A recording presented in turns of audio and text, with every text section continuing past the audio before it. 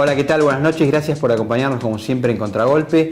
Hoy vamos a charlar con un viejo amigo, economista, hincha independiente, que eso es lo de menos, pero bueno, como yo soy independiente estamos contentos porque ascendimos, nos ayuda bastante ese clima. Quería hacer un breve comentario en función del programa del sábado pasado que entrevistamos a la corresponsal de ABC, la señora de Carlo, y bueno, hicimos un comentario concreto acerca de lo mal que está representado las instituciones españolas en la Argentina. Bueno, recibimos muchos comentarios y también preguntas e interrogantes acerca de por qué decíamos eso. Bueno, insistimos, lo decimos concretamente porque pese al mal manejo que ha tenido el gobierno argentino para con las inversiones, para con el principal inversor que es España como país en la Argentina, también comentamos y afirmamos que el manejo que ha tenido las instituciones, los representantes españoles en nuestro país deja mucho que desear. Y en eso no podemos quitarle responsabilidad a la Cámara de Comercio Argentino-Española, que la maneja un señor Ambrogi, bueno, que es un auténtico desastre realmente. No han parado de hacer muy malos manejos, sobre todo desde el punto de vista comunicacional. Esa aclaración queda hecha y ahora sí, después de los auspicios nos metemos en el programa.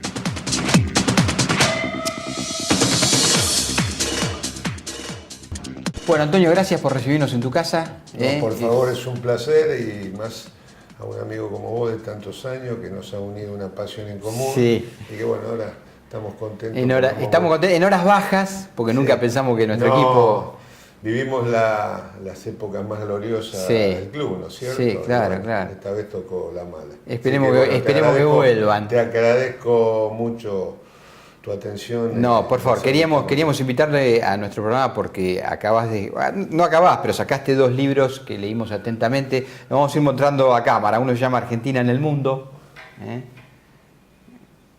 Y el otro que a mí también me llamó mucho la atención es La economía popular y democrática de mercado, y es por supuesto una clara referencia a Erhard, el primer ministro alemán de posguerra, ¿no? También lo mostramos porque lo vamos a usar como disparador en esta conversación.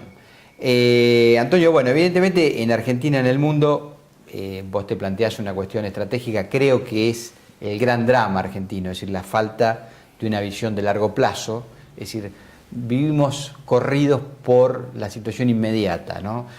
Apaga un penal acá, un vencimiento de deuda allá, un arreglo con un organismo de este lado, una discusión salarial, pero perdemos el contexto, ¿no? O sea, cómo la Argentina, en función de su macroeconomía, se inserta en el mundo.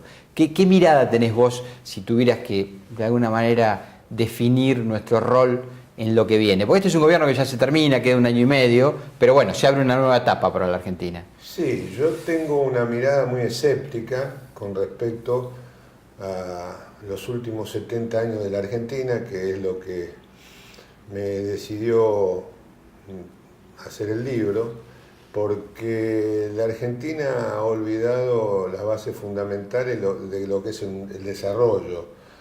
Tenemos coyunturalmente etapas de 5 o 10 años como máximo de consumo, de viaje, de que la gente parece que estuviera en un paraíso, y la realidad no es esa, porque el desarrollo se construye de otra manera, o sea, según mi visión y según la visión de grandes economistas, que es en función de la inversión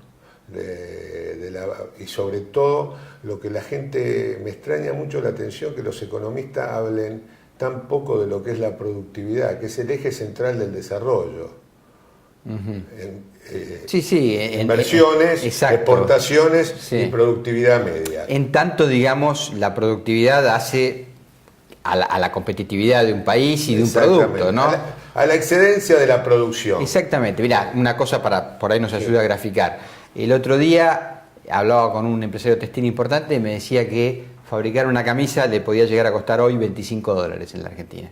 Bueno, vos salís al mundo, ¿viste? Y la ropa es mucho más barata, pero porque muchos países tienen productividad en el medio, ¿no? Bueno, lo mismo, por ejemplo, con los coches, es decir, el 70% de los componentes de un coche argentino son extranjeros, porque las empresas productoras, digamos, de autopartes son ineficientes.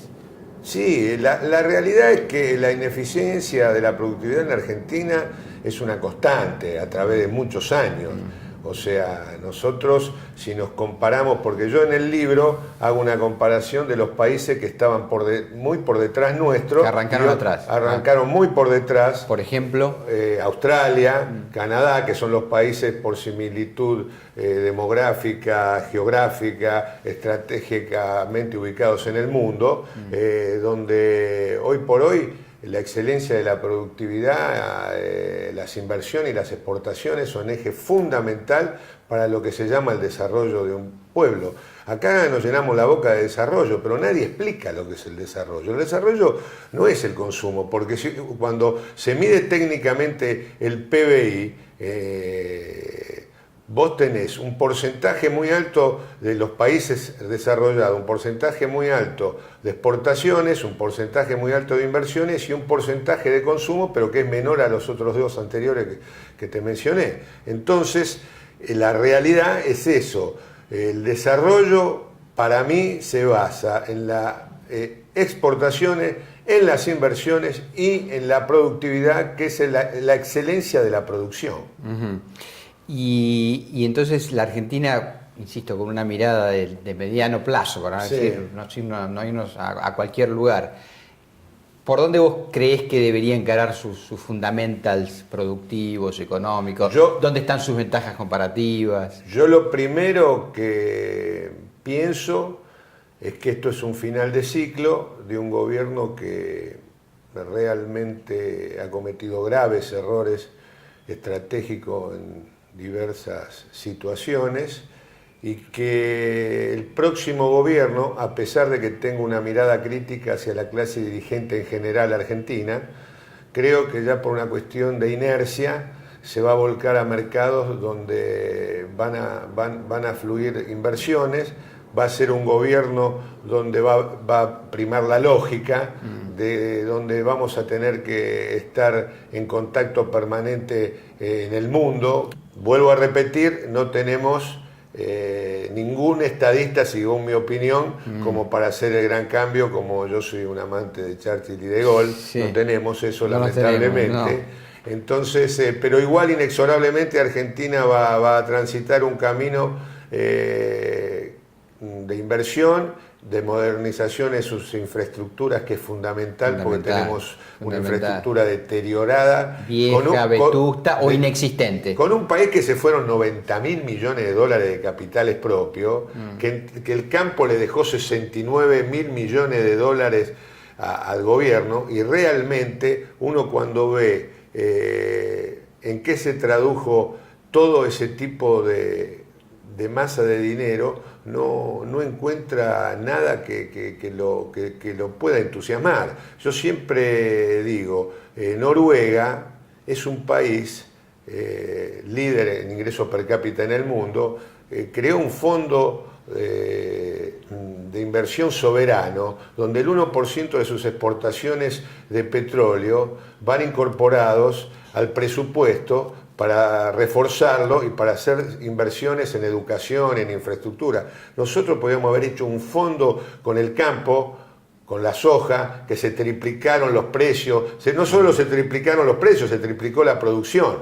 Sí, claro. Entonces, realmente no hemos tenido, según mi opinión, muchos pueden diferir de lo que digo yo, ¿no? Pero no hemos tenido ningún grado de desarrollo para demostrar que la Argentina sea un país que se inserte en el mundo realmente como merece, porque tenemos todas las posibilidades.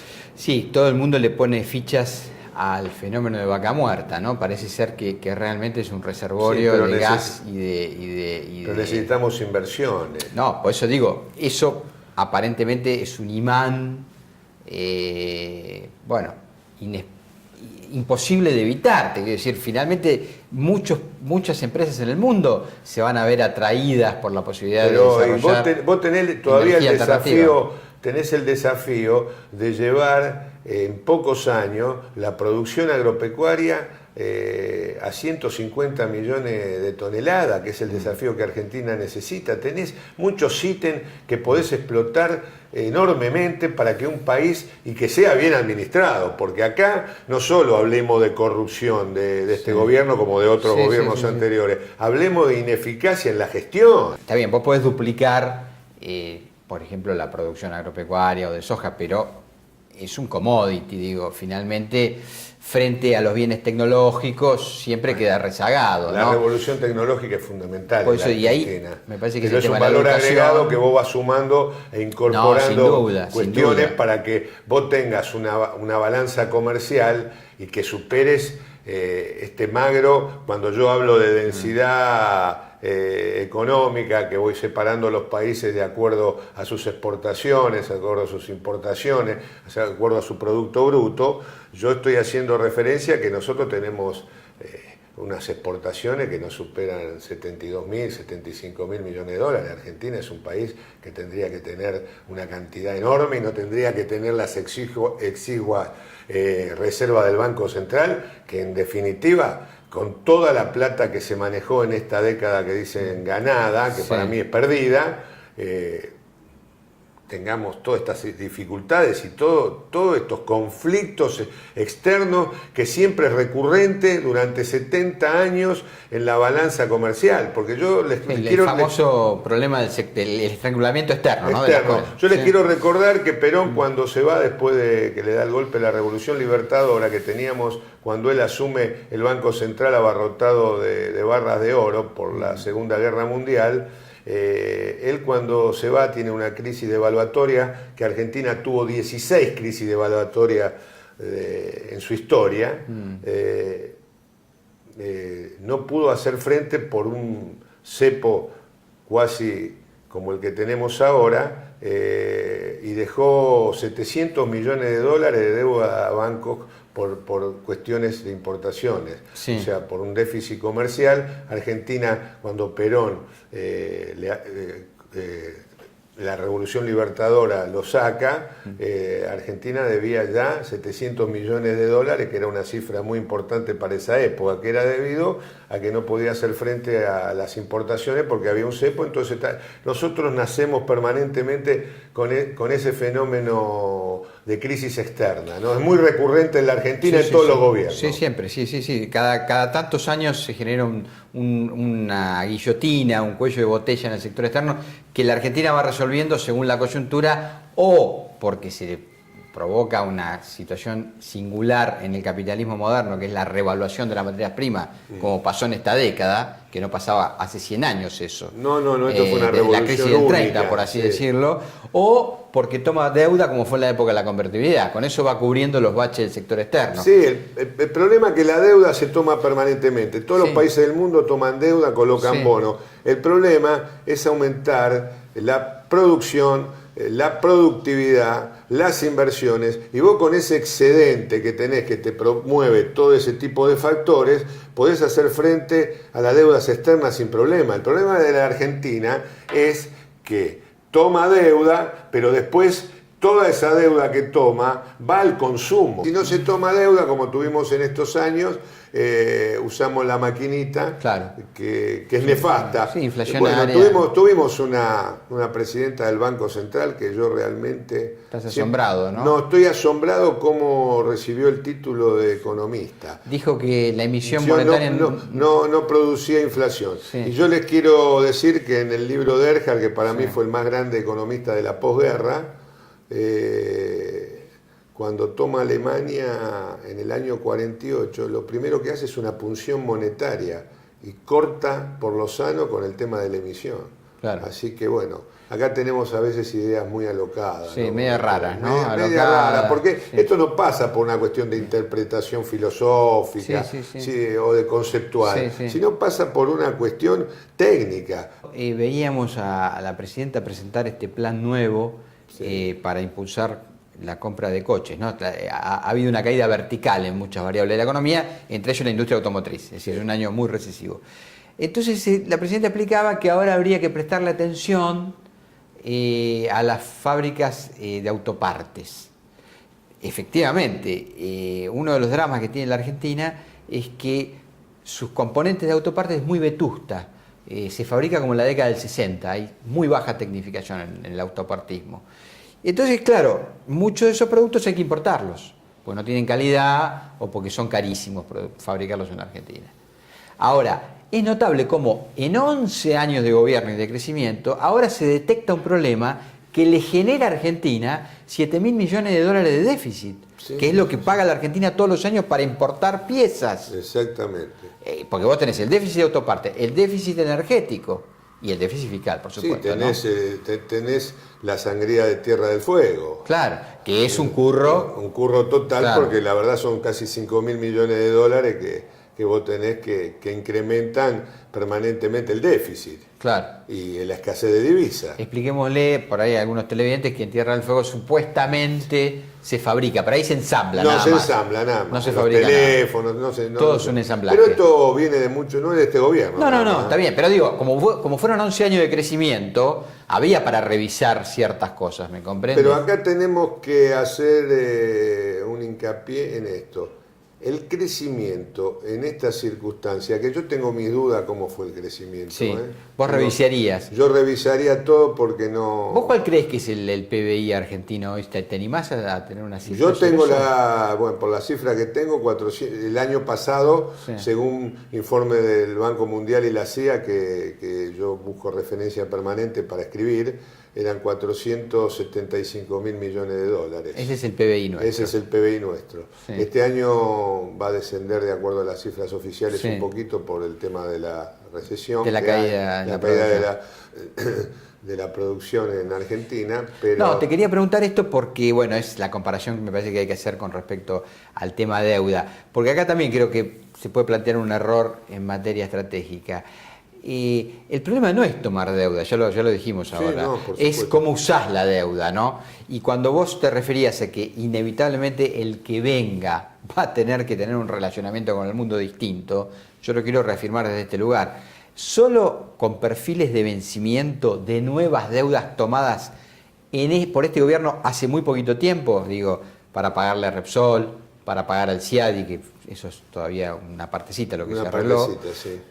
El Club de París, que son 9.000 y pico millones de dólares, más lo que vos tenés para arreglar ahora con los holdouts, que vamos a ir a ese tema, solamente tenés, mira, calendario 2016, que es el primer año del nuevo gobierno, 3.500 millones de dólares de esta deuda. 5.000 millones en 2017 y otros 3.300 millones en 2018. O sea, vos tenés ya un perfil de vencimiento de deudas nuevas que si no salís al mundo a buscar nuevas colocaciones, ponés otra vez en un cuello de botella al nuevo gobierno. No hay ninguna posibilidad que no sea así. Por eso digo que es inexorable que el próximo gobierno tiene que tomar una política diametralmente opuesta a la que hemos tenido hasta ahora, que realmente nos llevó a esta nueva crisis, ¿no es cierto? Exacto. Con un agravante. Yo digo que no solo tenemos una crisis económico-financiera, tenemos un problema socioeconómico muy grave, donde tenemos una cantidad de personas que no trabajan ni estudian, y eso hay que volver a insertarlo, y no es de un día para otro. No. Yo creo que la economía va a reaccionar positivamente, pero el problema social que tenemos nos va a llevar muchos años. Muchos años. Sí, porque el drama de las culturas populistas es que generan una falsa euforia, como bien dijiste vos al principio del programa.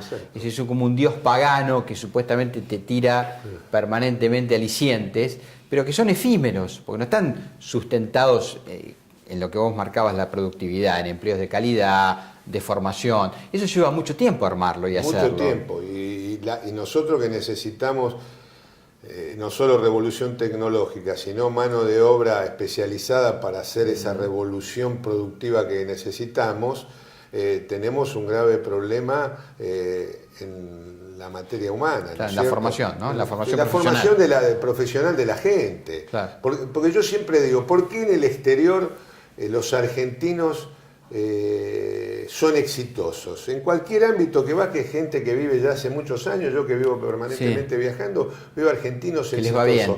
Porque son muy capaces, pero están insertos en un mundo que le da posibilidades y le exigen permanentemente una alta cuestión de calidad y de superación intelectual. Entonces, bueno, acá eso no lo tenemos.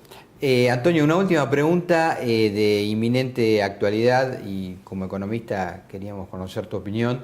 Estos días se está planteando cómo resolver un viejo problema que es el de los tenedores de bonos que no entraron a los canjes, que hicieron el juicio en Nueva York, que lo ganaron en todas las instancias. Esto también hay que marcarlo, digo, porque no es que fue una cosa que nació así de buenas a primeras. Era previsible que esto tal vez acontecía como fue.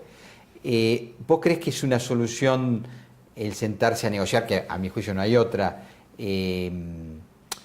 para tratar de darle cierta previsibilidad a la Argentina en lo que viene? ¿Crees que es un acuerdo posible? ¿Te parece que tiene complejidades porque los que no hicieron juicio pueden hacer juicio ahora?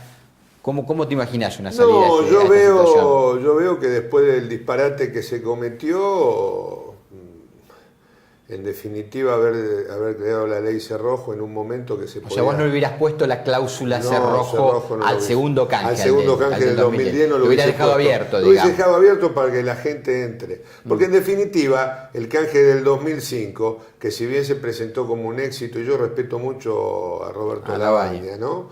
Pero creo que esto se presentó como un éxito total y tenemos que tener en cuenta que el 75%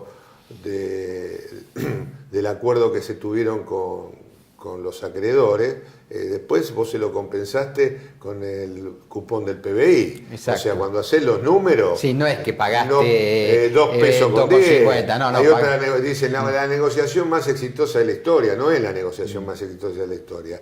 Entonces, yo hubiese dejado abierto el canje para que muchos tenedores hubiesen entrado y no hubiésemos llegado a este litigio. Porque después se dice, bueno, moralmente los fondos buitres son detestables. Bueno, eso es una cuestión que va más allá del análisis moral. No, pero que incluso probablemente, es decir, el capitalismo tenga rostros inhumanos, espantosos, y estos sean uno de ellos. Estamos insertos en ese mundo. Pero bueno, este es el juego que estamos jugando. Así que yo creo que no hay otra solución.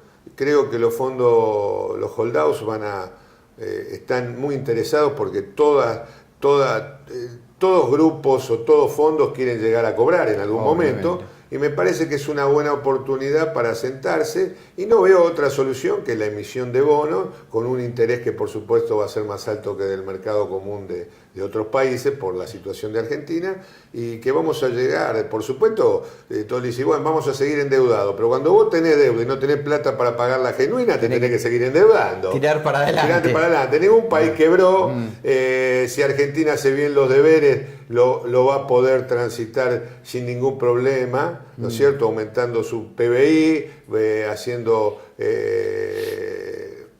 una revolución tecnológica que necesita Argentina, capacitando a su gente, y tenemos muchas posibilidades. O sea que no veo otra cosa que llegar a un acuerdo a través de un ofrecimiento de bono, que por lo que yo estuve en Estados Unidos la semana pasada, no tendría ningún problema los holdouts en aceptarlo. Y habría que arreglar el total de la deuda.